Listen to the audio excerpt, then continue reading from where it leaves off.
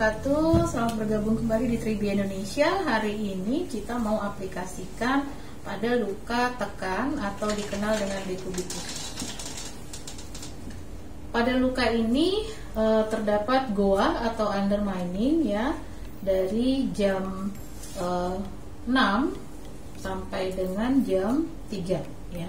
Nah, kita mau merangsang granulasi. Walaupun di sini ada sedikit nekrosisnya sekitar 30% ya, 70%-nya granulasi. Jadi tujuan manajemen pada luka ini adalah merangsang granulasi. Kemudian otolitik debris demam masih kita lakukan ya sampai dasar lukanya menyatu dengan tepi luka. Nah, kita perhatikan kulit sekitarnya tidak ada tanda-tanda infeksi.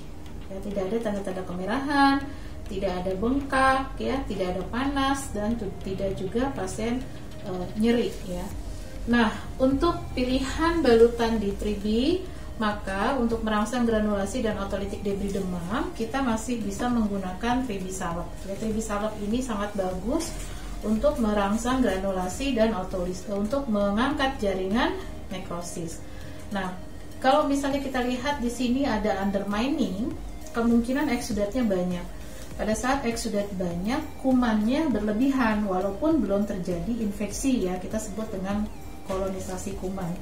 Nah, untuk mengatasi itu kita bisa kombinasikan dengan menggunakan Tribi Karkol ya. Bagaimana cara penggunaannya? Sekarang kita praktekkan. Oke, baik, sekarang kita mau mencuci lukanya ya. Kita bisa melakukan irigasi. Biasanya kalau misalnya di pasien, posisi pasien miring ya, seperti ini ya. Jadi kita anggap aja ini miring, jadi kita irigasi ya. Kemudian kita bersihkan area yang paling kotor adalah kulit sekitar luka. Jadi untuk mencucinya kita utamakan di area sekitar luka. Kemudian kita lakukan pembersihan seperti ini ya. Lalu setelah dia bersih, area di dekat anusnya juga kita bersihkan ya, biasanya kotor. Kemudian kita irigasi kembali. Setelah itu di bagian lukanya kita juga bersihkan ya. Lalu kemudian diirigasi kembali ya.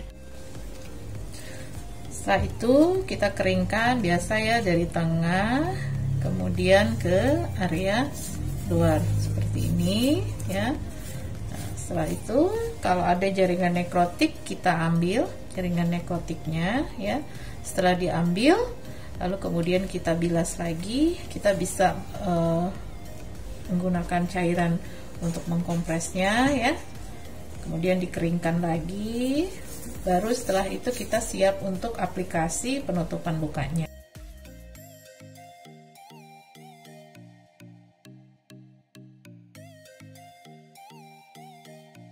Ini kita impregnatif ya, ini sudah diimpregnatif. Hasil impregnatif akan jadi seperti ini. Jadi di sini akan terlihat sekali perbedaannya ya, antara kasa impregnatif dengan kasa yang hanya teroles saja yang seperti ini. Jadi beda ya. Jadi yang impregnatif yang benar adalah yang ini.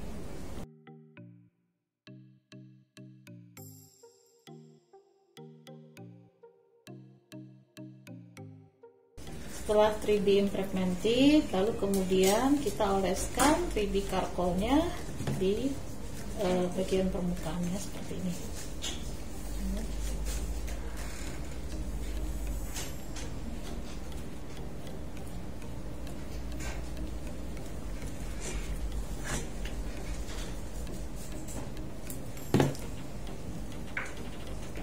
Oleskan hingga rata.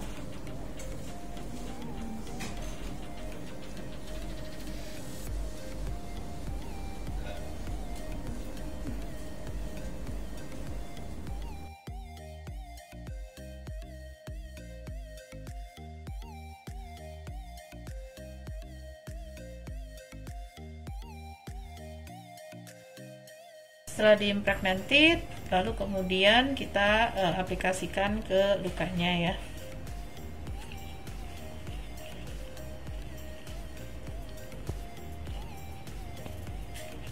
Nah, ini primary dressingnya. Untuk secondary dressingnya kita bisa menggunakan kasa atau juga bisa menggunakan foam. Kalau kasa seperti ini ya.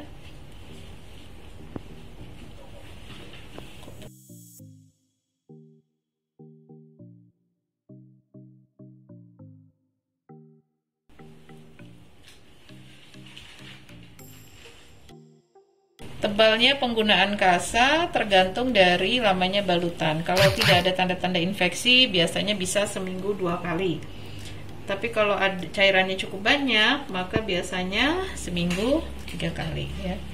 Nah, seperti ini. Kalau sudah cukup, baru kemudian kita pakaikan plester ya. Nah, karena ini dekat dengan anus, maka risiko terkontaminasi. Jadi balutannya tidak cukup hanya dengan menggunakan plester. Jadi kita bisa menggunakan transparan film atau balutan oklusif. Nah, lalu kita fiksasi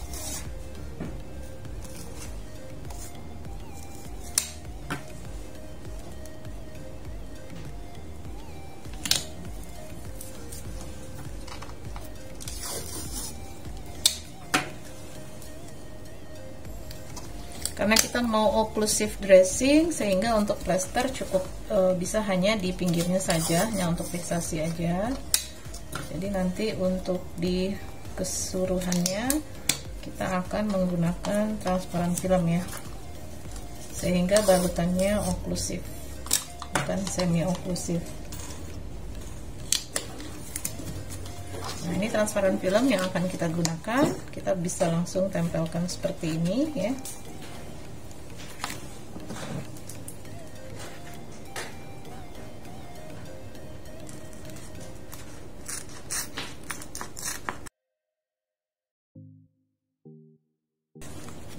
Nah, terutama yang terkontaminasi feses ya, jadi harus terlindungi. Cara penggunaannya seperti ini. Boleh nggak kalau nggak pakai ini, balutannya semi oklusif, nanti jadinya akan berkontaminasi feses, sehingga balutannya jadinya nggak ini ya, tidak terlindungi, jadi nggak bisa bertahan 2 hari gitu ya. Kalau kena ya harus diganti. Jadi ini bisa penggunaan ini sehingga bisa kita pertahankan sampai 2 ya atau 3 hari tergantung dari jumlah cairannya.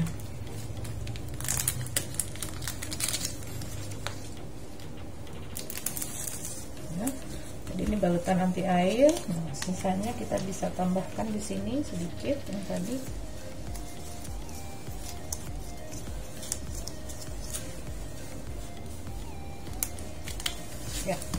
Ya. Jadi selain pakai kasa, kita juga bisa menggunakan foam ya.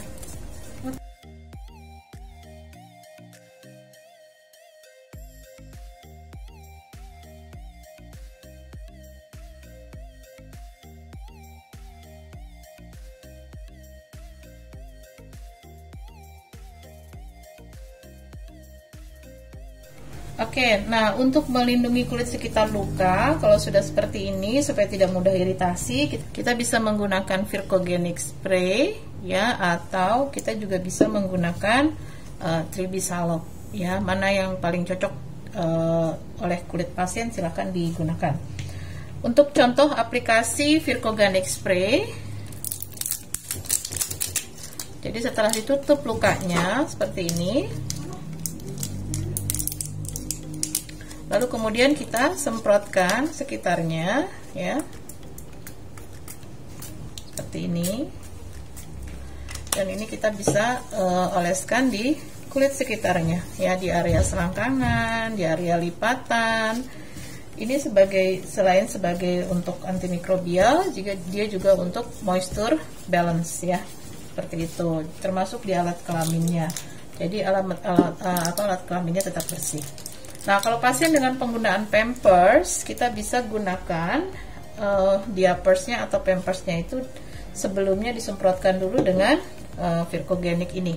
Ya, jadi di Pampersnya, ya, misalnya ini di sini, kita pasien kalau misalnya pakai underpad ya, supaya tidak mudah lecet, tidak kering. Jadi kita semprotkan saja seperti ini, kemudian kita ratakan ya. Jadi pada saat dia bergesekan dengan kulit pasien ya, dia tidak akan mudah teriritasi. Oke. Dah. Cukup gini.